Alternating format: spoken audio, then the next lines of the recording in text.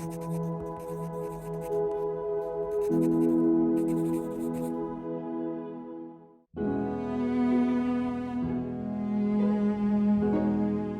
song you're listening to right now is my song Ordinary Romance. It was born from a recent university assignment which challenged me to write a 2-minute composition based off an image of my choice.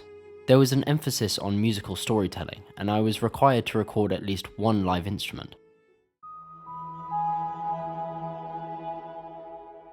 I was first introduced to the photograph Private by Fan Ho by an Instagram reel which showcased many of Fan Ho's most famous works. His striking use of light contrast and subject isolation portrayed the candid human experience in such an emotionally provoking way that I was instantly enthralled.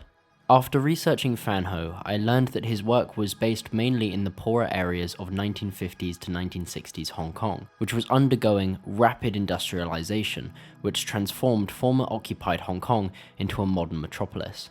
Camping out in alleyways, markets and metros, Fan Ho captured the everyday lives of the average Hong Kong person. Despite his exceptional use of light and shadow, framing, focus and isolation, Fan Ho said, "I feel technique is not too important. It's more important to use your eyes, mind and heart. And I love Hong Kong, and I love Hong Kong people." This encapsulates the intention behind Fan Ho's art. It's not about the superficial excellence or academic virtue, but the heart and soul of people. It's about the expression of the everyday human experience, which really matters. That's what drew me to Fan Ho's photos, so much so that I marked many as potential candidates for my assignment before ultimately deciding on Private. In essence, the photograph only has two shapes, the window and the sign, framed in white.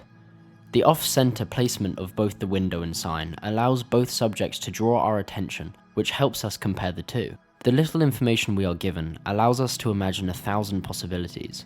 A reunion, a departure, a chance encounter, or a planned meeting. Whatever the story, the emotion between the people is furthered by the juxtaposition with the sign.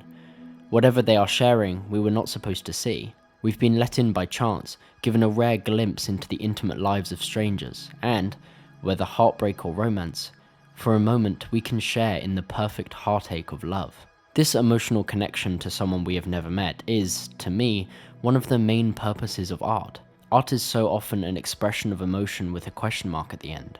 An experience which asks the question, does anyone else feel as I do? Art's purpose is to connect us with one another, to show each other that we all feel emotion, so that even if we are stranded, disconnected from all other life, we may know that there is someone else who is human. Similar ideas are wonderfully expressed in Joshua David's poem, "I'm Still Here It Seems," which is linked in the description. These ideas inspired me to choose Fan Ho's Private as my image. When I first thought of composing for this image, I had a very specific color palette and tone in mind. A delicate piano and violin duet reflected the intimacy and simplicity of the image, and so was my first choice. Many references came to mind, which I compiled into a playlist and analysed for common musical ideas. The main pieces I referred to were On the Nature of Daylight by Max Richter, Mia and Sebastian's Theme by Justin Hurwitz, Merry-Go-Round of Life by Joe Hisaishi, Song on the Beach by Arcade Fire and Owen Pallett, Nocturne in D-flat minor by Eric Christian, and Stuff We Did by Michael Giacchino. The main similarity throughout the pieces were their use of extended harmony, especially 7 and add 9 chords, with Song on the Beach and Stuff We Did both being based on F major 7. With the tone and palette decided, I focused on trying to tell a story. To do this, I wrote an extremely brief and vague storyline for the photo, a simple list of story beats. With this structure in mind, I turned to the piano to begin writing. I chose to base the song in the key of E major, due to my likening of it, its number of sharps affording it interesting colour while still maintaining a pure, stable sound. I started with a simple chord progression which rose up the piano, starting on E major 6 to E major 7, F sharp minor 7, G sharp minor 7 to A major 7.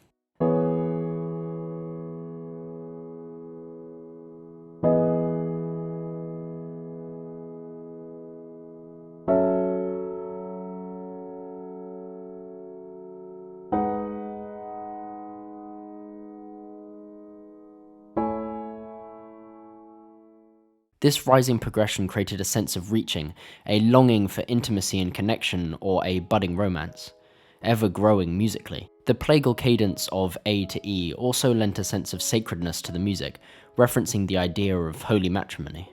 Inspired by Joe Hisaishi's piece One Summer's Day, I played these chords with quintal harmony in mind. Although I didn't adhere to it strictly, this form of harmony added a sense of space and openness which I thought worked well with the idea of a budding romance and contrasted with the compact window in which we see the two lovers.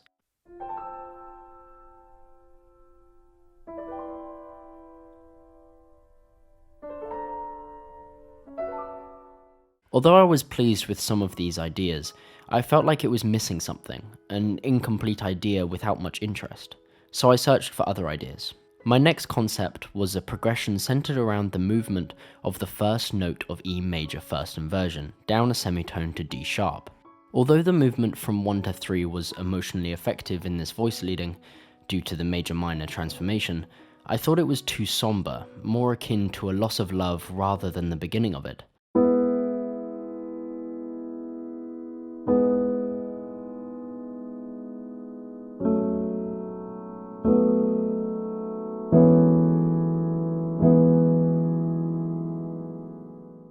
I also deemed it too derivative, the semitonal movement of the root note transforming a major into a minor chord, also appearing in Stuff We Did by Michael Giacchino.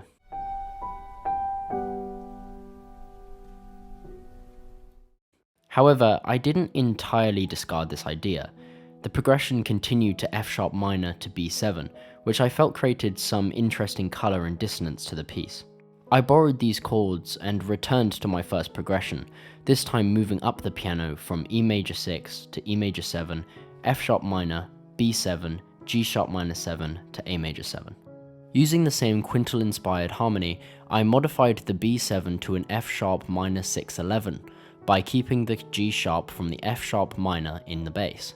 I also added a 7th to the F sharp minor chord to improve the voice leading to its change to F sharp minor 6/11, adding smoothness and cohesion.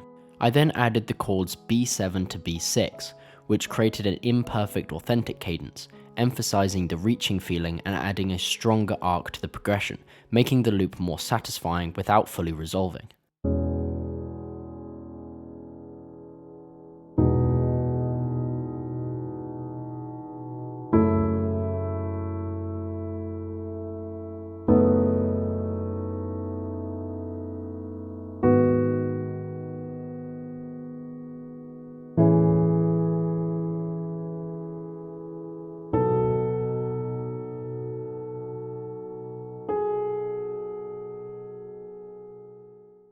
With this chord progression, I moved on to adding other elements to the piece, trying to build a solid main idea. My first idea was to use a Chinese pentatonic scale inspired by Joe Hisaishi's music being influenced by Japanese tetrachords. I did this to incorporate the cultural background of the image as an homage to Fan Ho's love for the Hong Kong people. I decided to use the Wu Shen 5-note scale, with a violin playing it ascending and descending in pizzicato. This added movement and energy to the piece while maintaining its subtle and intimate tone.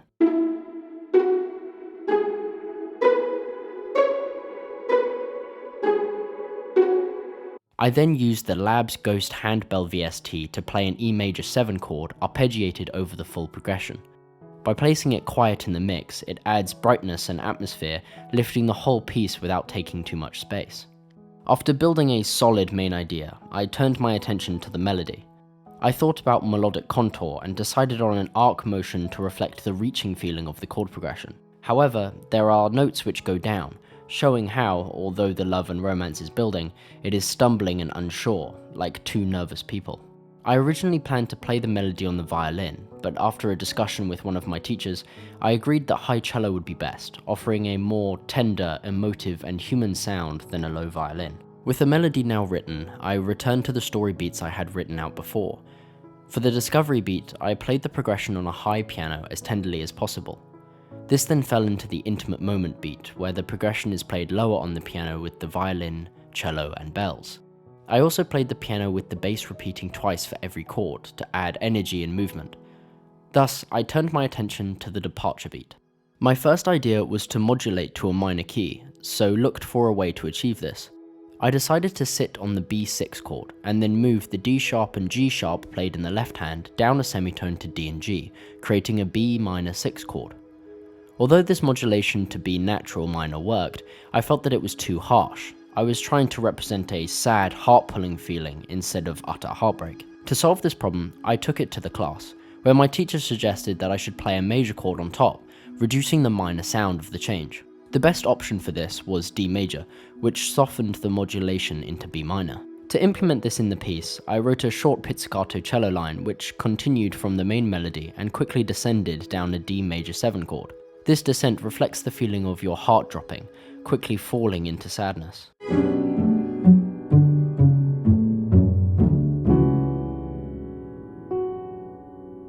The sadness grows as the chord progression descends, B minor 7 to A major 6, to F sharp minor flat 13, to E minor. The chords are played with quartal harmony in the right hand, which contrasts the openness of the quintal harmony of the main progression. The E minor chord, however, is in triadic position, a far closer harmony than the previous chords, reflecting the full realization of despair. Throughout the chord progression, an F sharp repeats above, the flatline melody symbolizing the paralyzing feeling of heartbreak and contrasting the polyphonic melody in the main idea. The next beat in the story was building courage, so I endeavored to rise out of the despair of E minor. To do this, I played the progression in retrograde with an additional G6 to create a smoother progression and add a more major, uplifting sound. I used the violin to emphasize the building feeling, playing an ascending line of B minor and modulating to E major. This helps the music return to the main idea, the violin and piano holding on the note B in anticipation, creating an authentic cadence which leads satisfyingly back to the main idea. To represent the confession of love, I revisited the main idea, but this time in a waltz variation using a 3/4 time signature. This increases the energy, reflecting the happiness felt in reciprocated love. The waltz is also a dance associated with love and romance due to being frequently performed at weddings. This idea was inspired by the planetarium variation of Mia and Sebastian's theme by Justin Hurwitz. I also replaced the B6 chord with B, removing the dissonance and maintaining upward motion, reflecting the joy the people are feeling. I then returned the piece to the intimate, tender tone of the start, reducing the instruments to piano and cello. However, I maintained the waltz piano to show how the emotion has changed. The confession of love has brought an energy and joy to the moment which was not entirely realized before. I end the piece by holding on a B chord and ascending to a D sharp in both piano and cello, using the leading tone to create a strong pull to the tonic. I then resolve with a perfect authentic cadence, bringing full closure to the piece. As a finishing touch, I added tremolo violin to add tension to section changes, creating smoother transitions.